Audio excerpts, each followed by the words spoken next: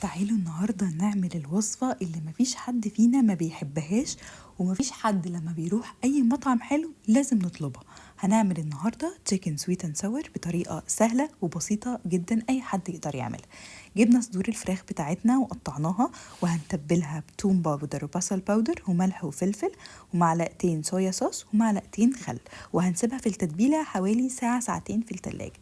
وبعد كده هنجيب في بولة هنحط شوية دقيق وعليهم معلقتين كبار من النشا، شوية بيكنج باودر، وهننزل عليهم ببضاية ورشة ملح، وهننزل عليهم بشوية مية، وهنمكس الكلام ده كله مع بعضه لحد ما يبقى خليط تقيل شوية، لحد ما تحسوا ان الدقيق داب وكل حاجة. وهننزل بالفراخ بتاعتنا فيه ونقلبها تقليبة محترمة كده لحد ما تاخد كوت كامل، وهننزل بيها في زيت سخن تتحمر لمدة 5 دقايق.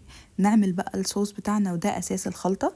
جبنا 1.25 كوب من الكاتشب، عليهم 1.25 كوب من الخل، وهننزل عليهم بمعلقتين كبار من النشا متدوبين في مية، وحوالي 5 أو 6 معالق من السكر.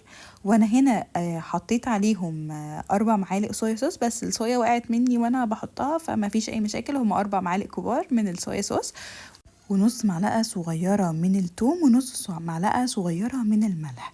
وهنا كنت مجهزة الخضار بتاعي، فلفل ألوان وفلفل أخضر وبصل أبيض، هننزل بيهم في معلقتين كبار من الزيت، وهنفضل نقلب لحد ما نحس إن الخضار بتاعنا داب، وهننزل عليهم بالصوص بتاعنا اللي احنا عملناه، وهنديله كام تقليبة كده، وبعدين هننزل عليهم بالفراخ اللي احنا حمرناها.